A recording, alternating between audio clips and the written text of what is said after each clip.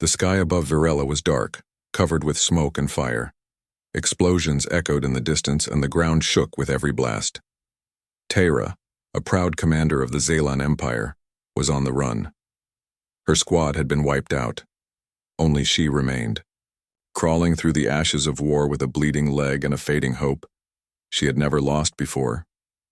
The Zelans were warriors, trained, cold, and unafraid. But today, everything went wrong. The humans had arrived with new technology, better defense, and clever tactics. Teyra had underestimated them. She had thought humans were weak, soft, and slow. Now she knew she was wrong. She stumbled behind a broken wall, breathing hard. Her silver armor was cracked. Her blue blood dripped onto the gray rocks. She pulled out her plasma knife, ready to die fighting if needed. Then she heard footsteps, slow, calm, confident. She raised the knife, ready to strike. But it wasn't an army. Just one man walked into view. Tall, wearing dark armor with the Earth Alliance symbol. His helmet clicked and lifted, revealing a human face. Sharp eyes, a short beard, calm expression. He looked at her, not with hate, but with something else. Curiosity. Teyra. Ist, come closer and I'll cut you down. The human didn't raise a weapon. He didn't even draw his sidearm. You won't last another hour with that leg, he said. His voice was soft, not angry, not mocking. I'll survive, she growled. I don't think so, he replied, kneeling slowly. But I can help, you. Teyra blinked. This had to be a trick. Humans didn't help Zelans. No one did. They captured, questioned, then killed. She gripped the knife tighter. I'm your enemy. I know, he said, opening a small medical kit. But right now you're a living person, and that's enough. He moved slowly, showing her a clean bandage and medical spray. Teyra didn't lower her weapon, but her breathing slowed. Something about his voice. It wasn't fake, it wasn't a trap, he looked serious. Honest. Who are you? She asked. Captain Jonah Reddick, Earth Alliance. He reached forward, gently spraying her leg. The cold medicine stung, but the bleeding stopped. Teyra winced but didn't pull back. No chains? She asked. He gave a small smile. Not yet. You're hurt. You need rest, not prison. Teyra stared at him, confused. This wasn't how war worked. This wasn't how humans acted. She didn't understand it. Jonah stood and offered her his hand. We have a safe camp not far. You'll be taken care of. She wanted to slap his hand away. She wanted to die with honor, not as a prisoner. But her body was weak. Her mind was clouded. And his hand looked steady. After a long moment, she took it. The camp was quiet. No screaming, no torture rooms, just white tents, clean lights, and calm voices. Teyra was placed in a private cell, not locked but guarded. A soft bed, a tray of food, medical care. She waited for the questions to begin, waited for the pain, the pressure. But no one came. Only Jonah. He brought her fruit slices and warm broth. He sat across from her and spoke of simple things, weather patterns on Earth, oceans, birds and clouds. Teyra didn't understand why. Was this another trick? Or just how humans behaved? You don't act like a soldier, she said on the third visit. Jonah looked at her for a moment. Maybe because I'm tired of being one. Teyra didn't reply. Back home, weakness like that would get him removed from command. But here it made him calm, balanced, strange. She still didn't trust him, but she no longer feared him. Late, that night as she lay on the soft bed staring at the silver ceiling, Teyra replayed his words in her mind. You're a person, that's enough. No one had said that to her before, not even her own people, and for the first time in years, she felt something unexpected. Not anger, not fear, not duty, just quiet. and it scared her more than any weapon ever had. Days passed slowly in the quiet camp on Varela. Tara's leg was healing, but her mind was still heavy with questions. She watched the humans carefully, never lowering her guard. They treated her well, but she could not forget she was their prisoner. Her heart beat fast whenever she thought of what might come next. Captain Jonah Reddick visited her every day. Each time he brought something new, a bowl of hot soup, fresh fruit, or sometimes just his company. His eyes were kind, but they held the weight of many battles. He never demanded answers, never shouted or threatened. Instead, he spoke softly, as if trying to build trust one word at a time. Tara did not want to trust him. She had been taught all humans were cruel and hated her kind. Yet every day Jonah showed her the opposite. One morning Jonah entered her cell with a small device in his hand. It looked like a small tablet with lights and buttons. He smiled gently and sat beside her. "This is called a story viewer," he said. "I want to show you something." Tara frowned, confused. "Why?" "Because stories tell us who we are, and sometimes they help us understand each other." She watched silently as Jonah activated the device. Images and sounds filled the room. Pictures of green forests, blue oceans, and people smiling. She saw children running, people singing, and vast cities shining under the stars. For a moment, Tara forgot where she was. The war, the pain, the fear, all seemed far away. Jonah watched her face closely. "This is Earth," he said softly. "Where I'm from." Tara swallowed. "It looks different from my home. War is not everywhere." "No," Jonah replied. "Not all places are filled with fighting. We have peace, and we have beauty. We try to protect that." Tara looked down at her hands. Her people were raised to fight and conquer, not to see beauty or peace. She wondered if she had missed something important. Jonah continued, "I want you to see that not all humans are enemies. Some want to understand, to learn, and maybe one day to be friends." Tara's heart ached with confusion. How could a warrior like her find friendship with a human? Was she weak for feeling this? "I don't know if I can trust you," she said finally. "You are my enemy." Jonah nodded. "That is fair. Trust is not given, it is earned." Days turned into weeks. Slowly, Tara's fear began to fade. She spoke more with Jonah, asking questions about Earth, about his life, and about the war. Jonah answered honestly, sharing stories of his family and his hopes for a better future. One evening, Jonah sat quietly beside her and said, "War changes people. I lost my sister because of it, but I don't want that to be the end of our story." Tara looked at him, surprised by his openness. She had never heard such words from an enemy before. "Maybe," she said softly. "There is more than war. Maybe there is peace." Jonah smiled, a warm light in his eyes. "Yes, maybe there is." That night, as Tara rested, she thought about the future. Could she believe in something new? Could she believe in a human's kindness? For the first time, she allowed herself to hope. Weeks passed slowly in the quiet camp where Tara was held. Her leg had healed well and she was no longer weak. But inside she felt more confused than ever. Each day Captain Jonah Reddick came to visit her. Sometimes he brought food or gifts from Earth. Sometimes he shared stories about his home, about oceans and mountains, music and celebrations. His voice was calm and kind, unlike any human she had ever met or imagined. Tara found herself listening closely, feeling a strange warmth in her chest. She had been taught to hate humans, to fear them as enemies who would kill without mercy. But Jonah was different. He did not speak of war or hatred. He spoke of hope. One afternoon, Jonah sat beside her quietly and said, "You don't have to be afraid here." Tara looked at him with surprise.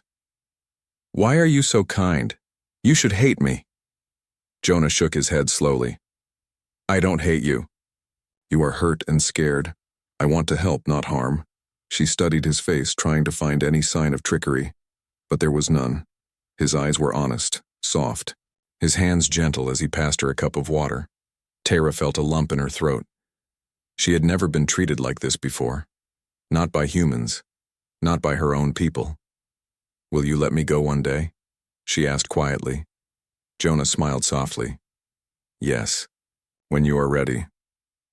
Those words touched something deep inside her. The thought that someone might want her free, not a prisoner, was new. Slowly, the walls around her heart began to crack. One evening, as the twin moons rose in the sky, Jonah shared a story from his childhood. "I had a sister," he said, voice low. "She loved to sing. She dreamed of peace even when the war came. She believed people could change."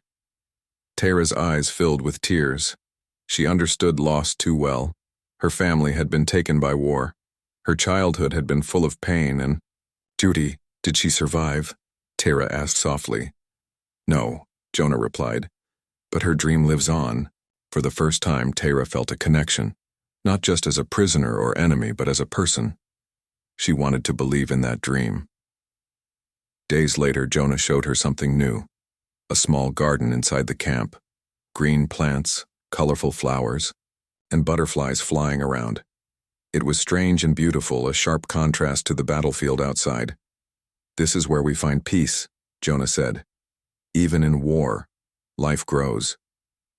Tara walked slowly among the plants, breathing in the fresh air. She touched a flower gently, feeling its soft petals. It was a simple moment, but it filled her with hope. She looked at Jonah and said, "Maybe peace is possible." He nodded. "It is. We just have to choose it." Tara's mind was changing. The fear and anger she had carried for years began to fade. She still remembered her duties and her people, but now she also saw something new, a chance for a different life. One day, Jonah asked her, "What do you want, Tara? Not as a soldier, but as a person?" She thought deeply, then whispered, "I want to feel free, to live without fear." Jonah smiled and said, "That is the hardest battle of all." That night, Tara looked at the stars through the window. For the first time, she did not see them as distant, cold points of light. She saw them as a promise, a future waiting to be shaped. Her fear was fading. In its place was something fragile and beautiful: hope. The days grew quieter in the human camp. Outside, the war still raged, but inside, Tara felt a strange peace. Her leg was fully healed now, and she walked slowly around the camp under Jonah's careful watch.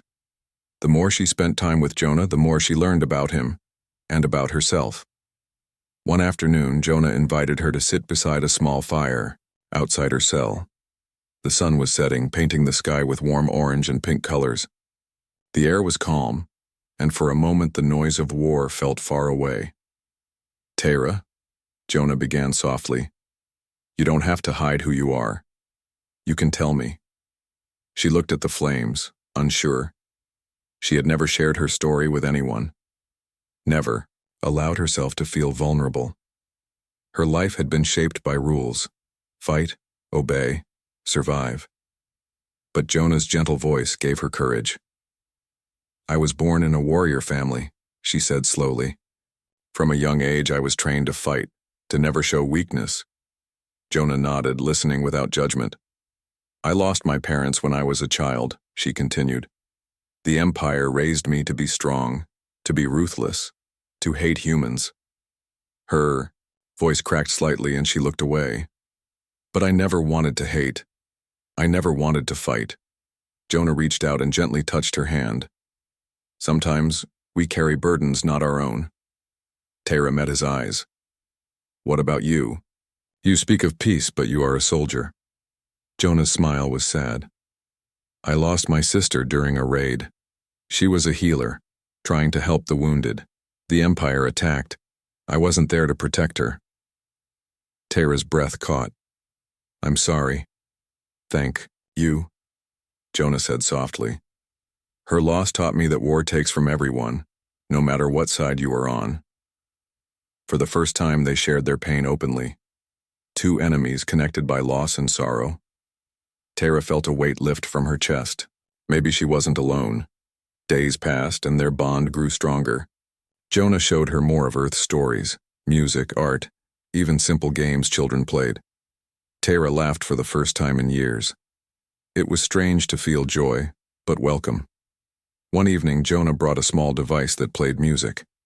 Soft sounds filled the room, gentle strings and calming voices. Tara closed her eyes, letting the melody wash over her. The music spoke of hope and healing, of better days.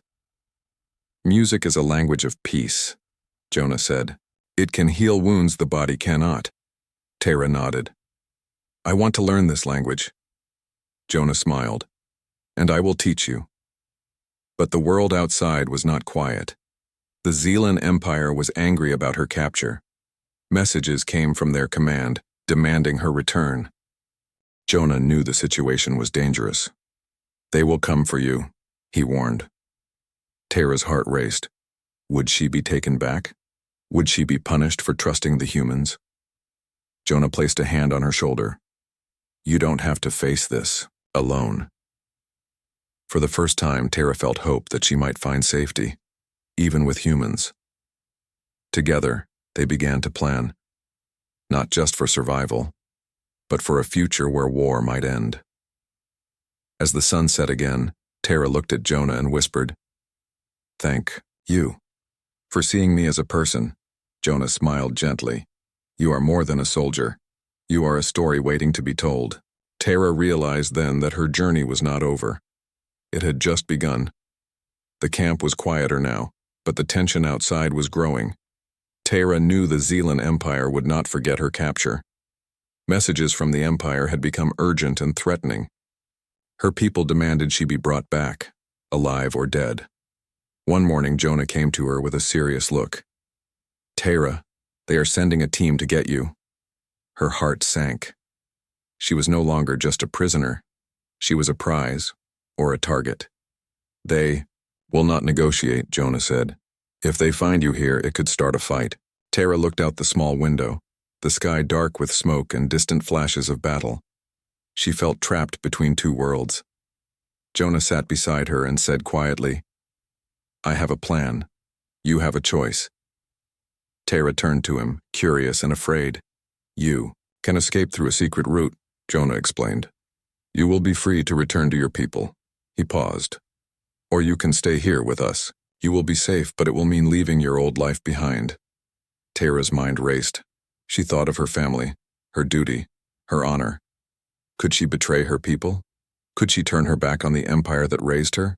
But she also thought of Jonah, the man who had shown her kindness when she expected cruelty, the man who had helped her see hope. I don't know what to do, she whispered. Jonah nodded gently. It is a hard choice, but whatever you decide, I will respect it. That night, Tara lay awake, staring at the ceiling. Memories of battle and loss filled her mind.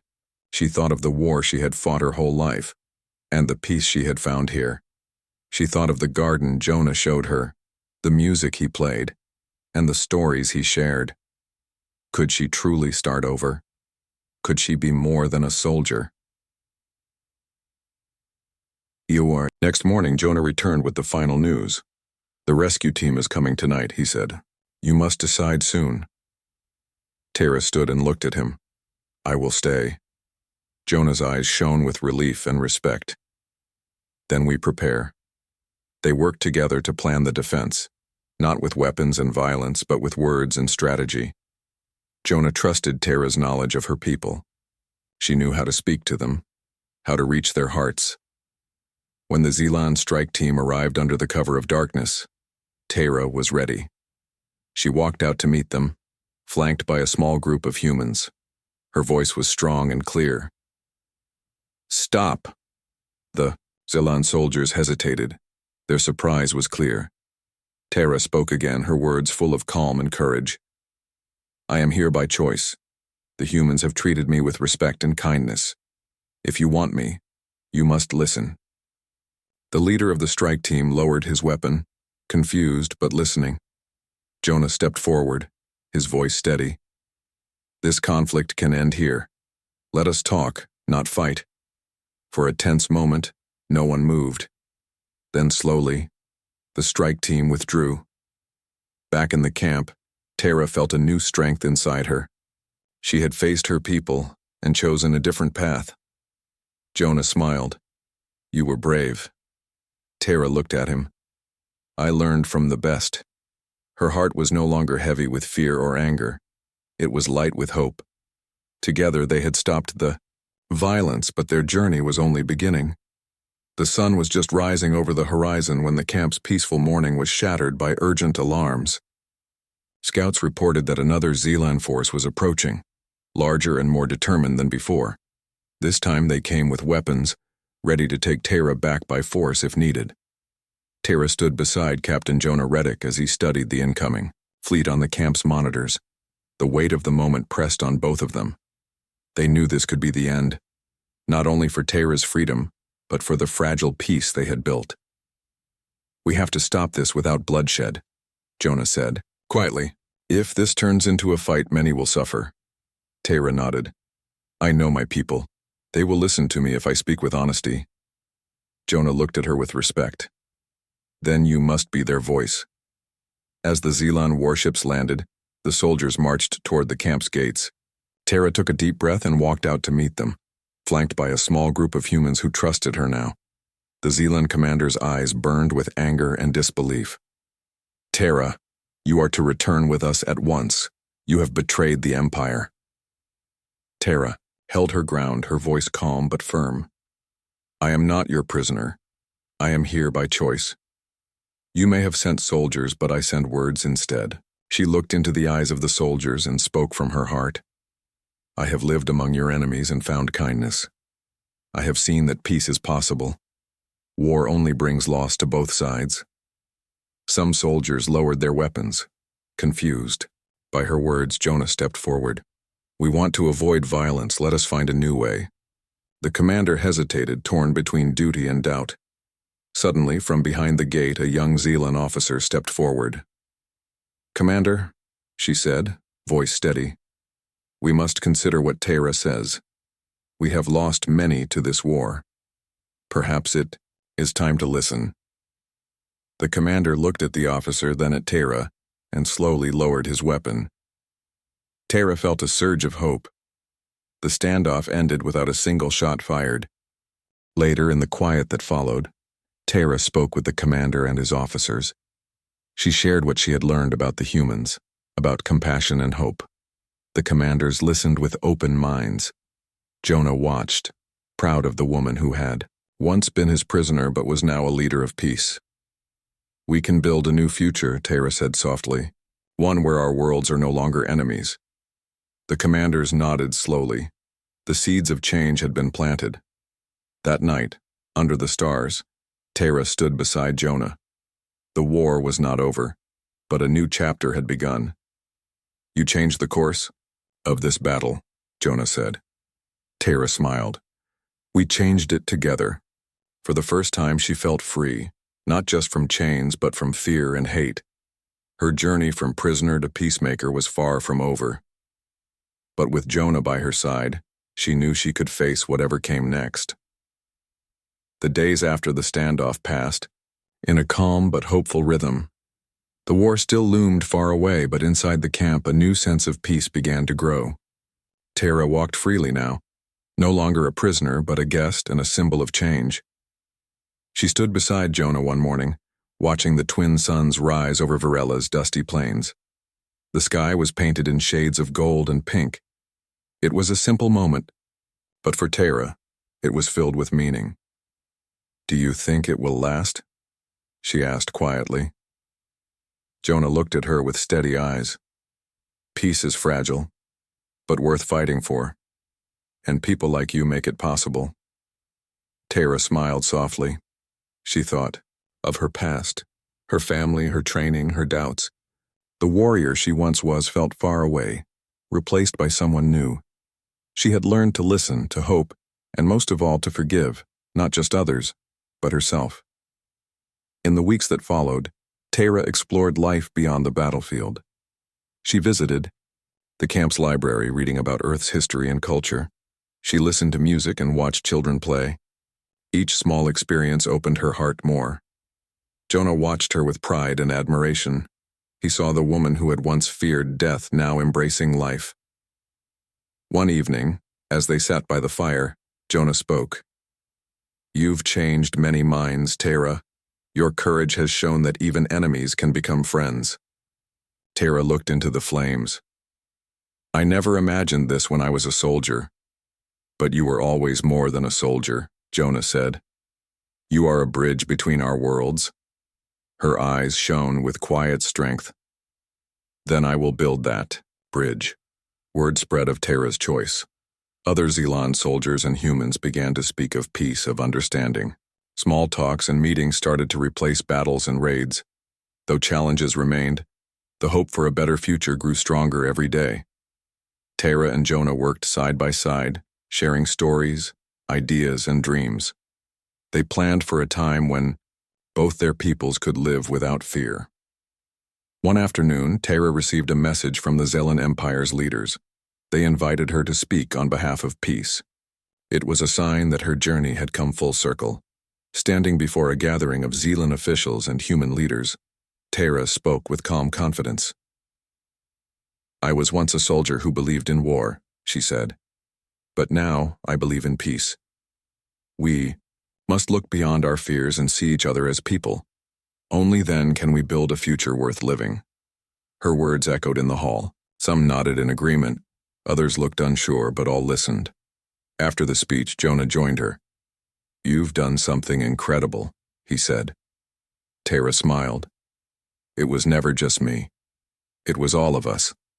Together they faced the uncertain future with hope. As the sun set on that day, Tara and Jonah walked side by side under the stars. The galaxy was vast and full of dangers, but also full of possibilities. She thought of the journey that had brought her here, from fear and pain to hope and friendship. And she knew one thing for sure. No matter what came next, she would face it with courage, compassion, and the strength to choose peace.